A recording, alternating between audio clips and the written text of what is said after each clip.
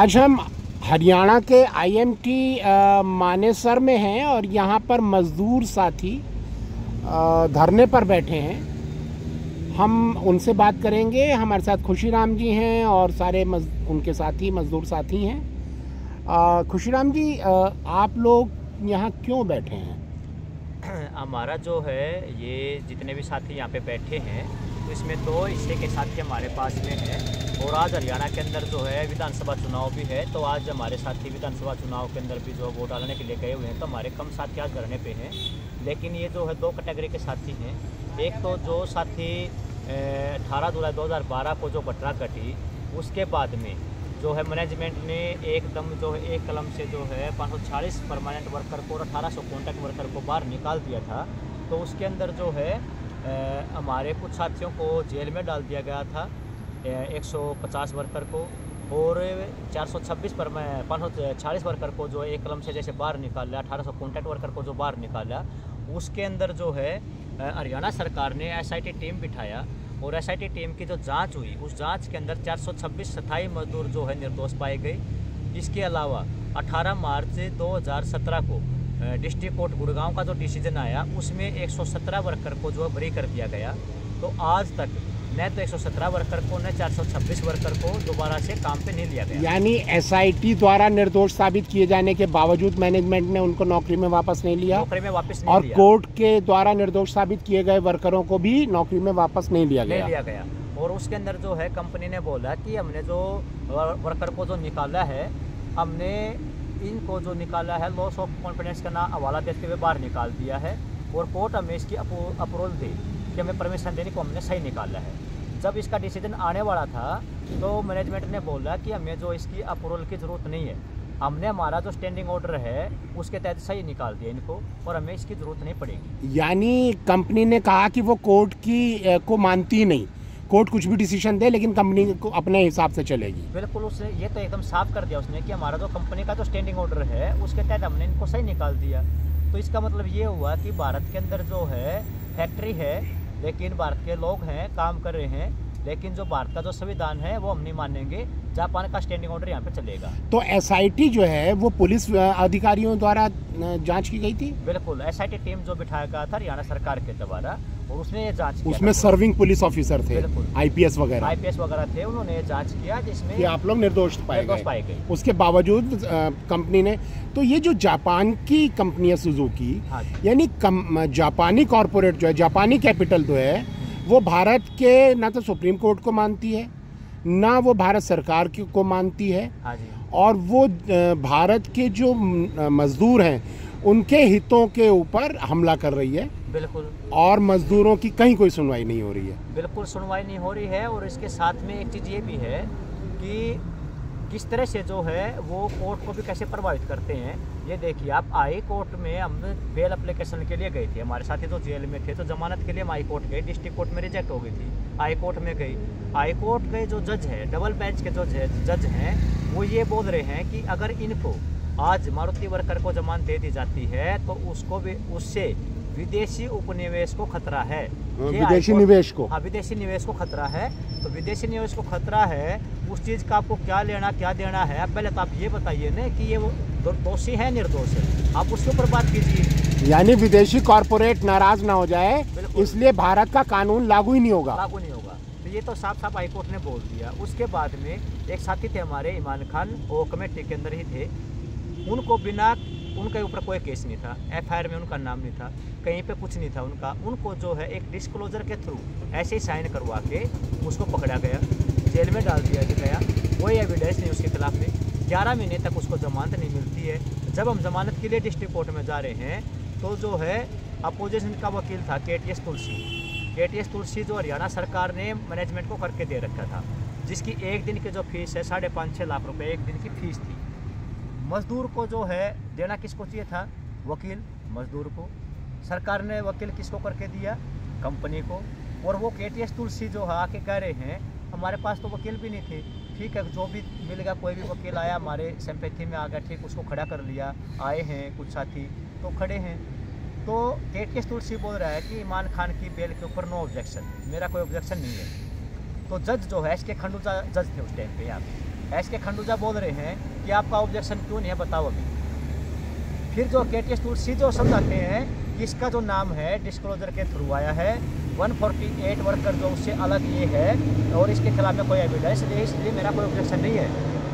जो अपोजिशन का वकील जो है जज को समझा रहा है, हमें तो आर्गूमेंट करने की जरूरत नहीं है, बेल दे देनी चाहिए था, बेल नहीं दिया गया। एक सप्ताह बाद जो है उसका बेल ऑर्डर भी रिजेक्ट कर दिया गया। हाई कोर्ट से जो 11 महीने बाद उसको जमानत मिलती है, इतने दिन उसको जेल में रख दिया गया। तो ये यहाँ का जो है कानून व्यवस्था है। और एक मजदूर साथी की तो मृत्यु भी हो गई थी ना? इसके अंदर जो है एक साथी की नहीं, ऐसे तो हमारे जो टर्मिनेट साथी थे, सबसे पहले OP जाट थे जो कमेटी के साथी थे, उनकी डेथ हुई। उस पूरा जो ट्रक का माहौल बनाया गया तो वो पहले से परेशान थे, डिस्टर्ब थे। एक तो उनकी डेथ हुई इस पूरी टेंशन के अंदर। एक हमारे जो साथी जियालाल जो थे, हाँ जियालाल जेल में जब गए तो स्वस्थ थे। जेल में जाने के बाद में उनको कैंसर टॉर्चर किया, टॉर्चर भी किया गया, उनको कैंसर हो गया। कैंसर का इलाज ठीक से नहीं करवाया गया। उसका हमने बोला, प्रशासन को बोला कि आपने कहाँ इसका इलाज करवाया, दिखाइए हमें। वो पेन किलर देते रहे और वो जेल में उसको ऐसे सड़ाया। वो बीमारी काफ़ी फैल चुकी थी। जब वो जो है छुट्टी पे जब बाहर आए तो बीमारी काफ़ी फैल गई थी। फिर उसका ट्रीटमेंट शुरू करवाया। वो ट्रीटमेंट के दौरान भी जो है उसको बोल रहे हैं कि आपको जेल में चलना पड़ेगा।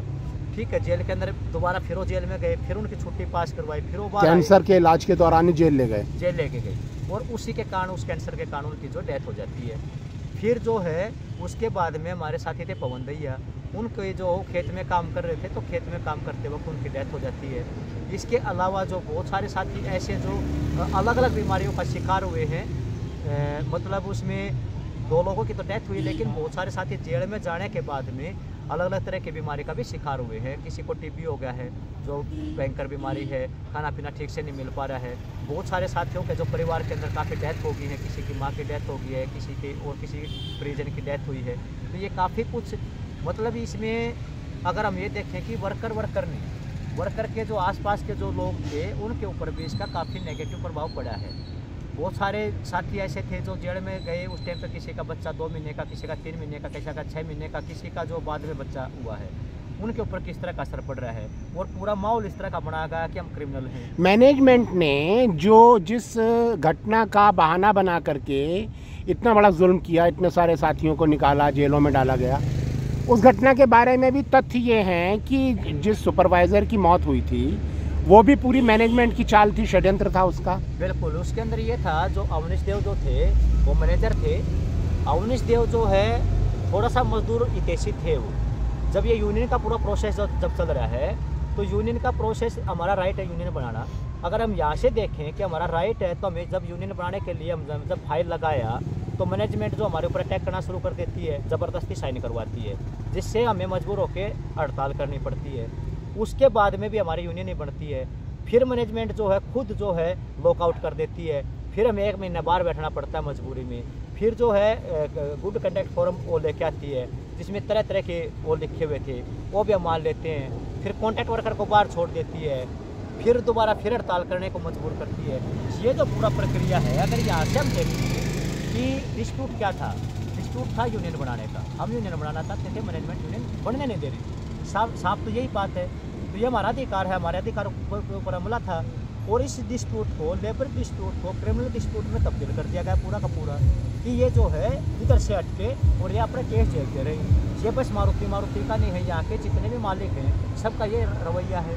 तो जो मजदूरों की यूनियन बनाने की संवैधानिक अधिकार है, कानूनी अधिकार है, उस पर जो यहाँ हमला हुआ है, कौन कौन से उद्योग में हुआ है मारुति के अलावा? मारुति के अलावा 2005 में होंडा के अंदर हुआ। होंडा के अंदर बहुत बड़ा कांड यहाँ पे हुआ। उनको घेर के मारा था, लाठियों से मारा था पुलिस के द्वारा। वहाँ पे पार्क के अंदर उनका पूरा, जैसे जलियांवाला बाग हत्याकांड जो हुआ था उस तरह का पूरा घेर के पूरे बहुत बुरी तरीके से उनको, हाँ वो वीडियो आया था, हाँ उनको मारा गया और उन्हीं के ऊपर क्रिमिनल चार्ज लगा दिए गए।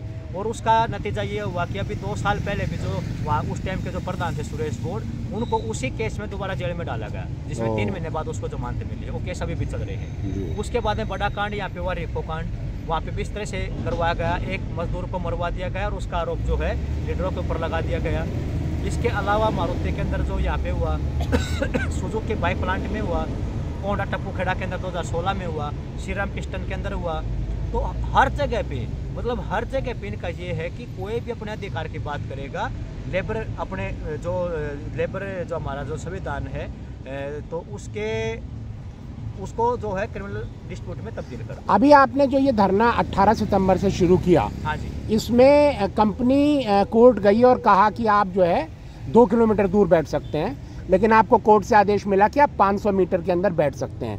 हाँ। तो आप कंपनी के गेट के 500 मीटर के अंदर जब जा रहे थे बैठने के लिए, तो आपको पुलिस ने रोक लिया। बिल्कुल। और पुलिस को जब आपने कोर्ट का ऑर्डर दिखाया तो पुलिस ने कोर्ट का ऑर्डर माना? नहीं माना। ये तो हुआ इसके अंदर, ये देखो कि हम तो बोल रहे थे कि मैनेजमेंट ने बेवकूफ़ी किया, कोर्ट में नहीं जाना चाहिए था, कोर्ट में कोई फैसला का जो कोई मतलब ही नहीं है, पुलिस के पास जाना चाहिए था, उनका काम पुलिस ही कर दे। यानी कोर्ट का ऑर्डर आपके पास होने के बावजूद हाँ। क्या कहा पुलिस ने? पुलिस ने बोला कि ठीक है, कोर्ट ने ऑर्डर दिया है 500 मीटर दूरी का, लेकिन हमें देखना है ना कि यहाँ पे शांति कैसे बना के रखनी है। तो पुलिस कोर्ट का ऑर्डर नहीं मानती हरियाणा में? नहीं मानी, यहाँ हमारे यहाँ तो नहीं माने। जो मारुति ये मजदूर जब ऑर्डर लेके आते उसको नहीं मानती है, बाकी सब ऑर्डर वो मानती हो, मैं नहीं पता, लेकिन मजदूरों को जो ऑर्डर मिला उसको वो नहीं मान रही है। मालिक कोई ऑर्डर लेके आ जाएगा, जैसे वो स्टे ऑर्डर उनको मिल गया मान लिया, वो तो माना ना कि आपको स्टे ऑर्डर है, आप आने जा सकते हैं। लेकिन अगर मजदूरों को कोर्ट का स्टे ऑर्डर मिल जाएगा तो भी पुलिस नहीं मानेगी। और तो इसी से हमें ये भी अंदाजा है कि अगर हम कोर्ट में लड़ते भी रहेंगे, सुप्रीम कोर्ट भी बोल देगा कि आपको जो है कार्यवाही की जाती है, तो भी कंपनी हमें नहीं लेगी, नहीं मानती है, नहीं मानेगी। तो ये हालत है हमारे देश में इस वक्त मजदूर की। हाँ। कि पूंजीपति कॉरपोरेट के आगे न सुप्रीम कोर्ट का कोई मतलब है, न सरकार का कोई मतलब है। कॉरपोरेट भारत के सुप्रीम कोर्ट और सरकार से बड़ा और ताकतवर है। बिल्कुल। और भारत के जो मजदूर हैं उसके अधिकारों पर खुल के हमला कर रही है, और भारत के मजदूर के हितों को रक्षा करने वाला कोई नहीं बचा है। बिल्कुल, ये तो एकदम साफ दिख रहा है कि यहाँ पे जो है अलग अलग, अभी हरियाणा के अंदर चुनाव भी था, अलग अलग पॉलिटिकल पार्टियों ने चुनाव भी लड़ा, तो किसी भी पॉलिटिकल पार्टी ने अपना जो भी इन्होंने एजेंडा जो रखा उसके अंदर कि मजदूरों को क्या मिलेगा, उनको क्या अधिकार मिलेगा, उनके लिए क्या करेगी सरकार, किसी के एजेंडे में है ही नहीं। यहाँ पे हम बैठे हुए हैं, यहाँ पे आके कोई बात करे क्या हो रहा है, नहीं हो रहा है, क्यों यहाँ पे आप बैठे हो, क्या समस्या है, नहीं आएगा कोई भी। जाएंगे कहाँ पे? जहाँ पे मालिक के साथ में टकराव नहीं है या मालिक से कुछ उस तरह का जो बात नहीं करना, वहाँ पे जाएंगे, यहाँ पे नहीं आएगा कोई। तो देश भर में जो सरकारें जनता को बेवकूफ़ बनाती हैं कि हम विदेशी निवेश लेकर आ रहे हैं, उससे इस इलाके का विकास होगा, वो वादा तो झूठा है। क्योंकि जब निवेश आ भी जाता है तो जो स्थानीय नौजवान हैं उनका हाल तो आपके जैसा होता है। बिल्कुल। कि उनको जॉब नहीं देते हैं, उनको निकाल देते हैं, दमन करते हैं उनका। हाँ। और बाहर से मजदूरों को ला करके जो यहाँ लड़ने की हालत में नहीं होते हैं, बाहर के मजदूर क्या लड़ेगा बेचारा, तो वो ठेके पर उसको ले आते हैं और उसको जब चाहे रखते हैं, जब चाहे निकाल देते हैं। अभी 12-12 घंटे की शिफ्टों में काम लिया जा रहा है। अभी ये है कि मारुति के अंदर एक तो ये है कि ओवर टाइम, तो हमारा जो टाइम था जिस टाइम हम भी थे उस टाइम पे हमसे ज़बरदस्ती ओवर टाइम करवा जाता था, और उसके अंदर हमें जो पैसा जो मिलता था 10 रुपये घंटे के हिसाब से हमें मिलता था ओवर टाइम। हमारा कोई मर जाने का हमारा टाइम था, आने का कोई टाइम नहीं था। एक तो ये अभी जो कर दिया कंपनी ने, ये जो पूरा जो आंदोलन जो चला ठेका प्रथा के खिलाफ में हमारा जो लड़ाई था, उसको उन्होंने क्या किया कि उसको और व्यापक रूप दे दिया, अलग अलग तरीके से दे दिया। कैसे क्या किया कि एक तो स्टूडेंट ट्रेनिंग, निम ट्रेनिंग, फिक्स टर्म, TW, उसमें 6,000 देते हैं महीने का, नहीं TW, CW, इतनी कैटेगरी बना दी। पहले तो जो है ना अलग अलग तरीके का ऐसा बना दिया कि आपको समझने में मुश्किल हो जाएगा कि कितनी कैटेगरी है और के मजदूर यहाँ पे काम करते हैं। एक तो ये चीज़, उसके अंदर क्या कर रहे हैं, ये बड़ा जो सबसे खतरनाक जो काम हो रहा है, क्या हो रहा है, ये बोल देंगे कि कौशल योजना जो लेके आई है ना, प्रधानमंत्री बोलता है कि स्किल इंडिया बनाएंगे। स्किल इंडिया का करेक्टर क्या है यहाँ पे देखो आप, एक वर्कर है, एक स्टूडेंट है, 10वीं क्लास पास कर दिया, कंपनी बोलेगी कि हम ITI करवाएंगे, ठीक है, ITI के नाम पे उसको लेके आएगी। जब वो 10वीं पास किया, वो 18 साल का है, 19 साल का है, 2 साल ITI के नाम पे क्या होगा, यहाँ पे प्रोडक्शन लिया जाएगा, ठीक है, मजदूर का काम लिया जाएगा, मजदूर का पूरा मजदूर का काम लिया जाएगा। हाँ। और उसके पास में जो है न उसका कोई ASI है, न PF है, न उसको ज़्यादा पैसा देना पड़ेगा, न उसका कोई राइट है किसी प्रकार का, मजदूर की श्रेणी में नहीं आएगा। वो कौन है, ये स्टूडेंट है, अप्रेंटिस, स्टूडेंट ITI हम करवा रहे हैं, ITI हम करवा रहे हैं, 2 साल ITI किया, ठीक है भाई, पूरा प्रोडक्शन ले लिया, फिर सप्ताह में उसकी 2 दिन क्लास लगती है, वो भी कम ड्यूटी के बाद भी, उसमें कुछ नहीं सिखाया जाता है, वो बैठे रहेंगे, ठीक है, आ जाएंगे आगे, 2 साल निकल गए, ठीक है, 1 साल अप्रेंटिसशिप करना पड़ेगा, 1 साल अप्रेंटिसशिप भी कर लिया, फिर 7 महीने के लिए रखेंगे TW1, TW2 के लिए 2 बार 7 महीने रख लिया, कुल मिला के 4 से 4.5 साल उसका कंपनी ने ले लिया, ठीक है। जब वो आया था 19-20 साल का था, उसकी उम्र हो गई 25-26 साल। 25-26 साल की उम्र में उसकी जिम्मेदारियाँ बढ़ गई, उसके पास में कंपनी ने उसको निकालेगी ही निकालेगी, उसको रखेगी नहीं। अच्छा, उसको निकाल देगी। अच्छा, निकाल दिया, फिर उसको जो सर्टिफिकेट दिया जाएगा वो कहीं पे मान्य भी नहीं है। अच्छा, ये जो देखो ये कि एकदम गैर कानूनी काम है तो पूरा का पूरा, कि 5 साल जिस कंपनी में काम कर लिया आप ही इसको नहीं रख रहे हो तो और कौन रखेगा भाई। तो प्रधानमंत्री का जो ये स्किल इंडिया है ये धोखाधड़ी है एकदम, पूरा धोखाधड़ी है। हमारे पास में क्या स्किल है, हम यहाँ पे 7 साल, किसी ने 8 साल, किसी ने 6 साल काम किया, हमारे पास क्या स्किल है, कोई स्किल नहीं है। क्यों नहीं है? जब हम कंपनी में काम करने के लिए गए हमें ये नहीं पता कि कैसे गाड़ी बढ़ती है, कहाँ से शुरू होती है, कहाँ खत्म होती है। हमें क्या करवाया गया, एक स्टेशन दे दिया गया, मान लिया कि आपको ये स्टेशन दिया, आपका काम क्या है, 4 बोल्ट उठाने हैं और दिन भर इसको कट कर इनको टाइट करते रहो, वैसे ये काम आपका, ये आपकी स्किल है। वो कोई भी कर लेगा। वो जानबूझ के जो है स्किल नहीं दिया जाता है, यहाँ पे किसी प्रकार का कोई स्किल नहीं दिया जाता है और किसी को भी परमानेंट नहीं किया जा रहा है। ये तो पूरा का पूरा धोखाधड़ी चल रही है। और यहाँ पे जो है 10वीं पास को लेके आएंगे कि लोडिंग अनलोडिंग का काम हम करवाएंगे आपसे, लिखा हुआ है, लेकिन उसको मैन प्रोडक्शन में रखा जाएगा और उसका जो है एक तरह से जितने दिन वो काम करेगा उतने दिन का ही उसको जो है पैसा मिलेगा। दिहाड़ी मजदूर, कभी भी काम पे रखो, कभी भी निकाल दो, आयर एंड फायर की पूरी नीति। और हायर एंड फायर और मिनिमम वेजेस का पालन हो रहा है कानून का? बिल्कुल नहीं हो रहा है, इस पूरी इंडस्ट्री के अंदर किसी भी कंपनी में नहीं हो रहा है। तो मतलब मजदूर को जब मन करेगा निकाल देंगे, जब मन कर रखेंगे, लेबर लॉ का पालन नहीं करेंगे, मिनिमम वेज का पालन नहीं करेंगे और स्थानीय नौजवानों को रोजगार नहीं देंगे, उसको जब मन होगा निकाल देंगे। और सरकार कहती है कि हम विदेशी निवेश ला रहे हैं, इससे इस इलाके का विकास होगा। तो जो विकास का दावा है विदेशी निवेश के द्वारा, ये तो पूरा धोखाधड़ी है। ये तो दिख रहा है एकदम साफ धोखाधड़ी है। और क्या है ये, यहाँ से जो है आप ये देखो, जब सुजुकी 2000 में यहाँ पे आया, उन्होंने अपने पैसा लगाया, सुजुकी आज कहाँ पहुँच गया है और यहाँ का जो मजदूर है वो कहाँ पे है, किसके कितने लोगों को रोजगार दिया है, लेकिन वो किस तरह का रोजगार का चरित्र क्या है वो हमें बताया जाए। हर जो है 4-5 साल के अंदर एक जो है बेरोजगारी की जो है एक पूरी की पूरी सेना यहाँ से निकल रही है बाहर, और वो ऐसा है तो कहीं पे भी समाज में कहीं पे फिट नहीं हो सकते हैं। पागल करके उनको निकाला जा रहा है एकदम। तो इसका जिम्मेदार कौन है? ठीक है, तो ये आपका जो मुद्दा है और आपकी जो लड़ाई है ये बहुत महत्वपूर्ण है और इससे सारे देश की जनता को समझना चाहिए कि ये जो पूंजीवादी कॉरपोरेटीकरण का तरीका है ये पूरी तरह से भारत के किसानों के खिलाफ है, मजदूरों के खिलाफ है, नौजवानों के खिलाफ है। इसका विरोध किया जाना चाहिए, इस पूरी विकास नीति का विरोध किया जाना चाहिए, वरना इसी तरीके से हमारे नौजवान और हमारे देश का जो मजदूर है उसका शोषण होगा और उसका भयानक नुकसान हो जाएगा, उसका वर्तमान और भविष्य दोनों ही बर्बाद कर दिया जाएगा। बिल्कुल।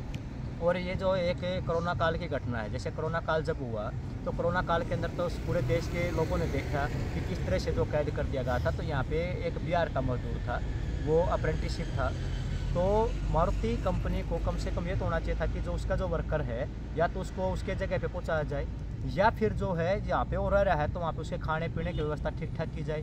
यहाँ पे पीने के पानी की व्यवस्था तक नहीं थी। वो साथी जो है पानी लेने के लिए कहीं नल से पानी लेने के लिए जाते थे तो गाँव के लोग जो थे उनको मतलब रोक रहे हैं कि आप वहाँ से आप बीमारी फैला रहे हो। खास करके जो बिहार के मजदूर हैं या मुस्लिमों को प्रिय सब चीज़ आया था, तो वहाँ का जो सरपंच है, बाकी जो लोग हैं गांव के, वो लोग पानी बेच रहे हैं, वो 60 रुपये का एक बोतल दे रहे हैं, तो 10 रुपये का पानी 60 रुपये में मिल रहा है, तो वर्कर कहाँ से पानी लेके आएगा? तो फिर जो है वहाँ पे जो 10-12 लोगों ने इकट्ठा होकर वहाँ पे बिल्डिंग में जितने भी लोग थे सबको मारा पीटा, जिसमें एक वर्कर का सिर फोड़ दिया गया। कंपनी ने कुछ नहीं किया उसके लिए, प्रशासन ने कुछ नहीं किया उसके लिए। तो ये भी एक जो है ना अलग अलग तरीके की एक नफरत भी तो फैलाई जा रही है ना समाज के अंदर। तो पूरा माहौल जो है कि कंपनी ने तो उस टाइम पे भी कोई जिम्मेदारी नहीं लिया, उस टाइम पे भी जिम्मेदारी लिया तो किसने लिया? आसपास के जो मजदूर साथी थे उन्होंने लिया।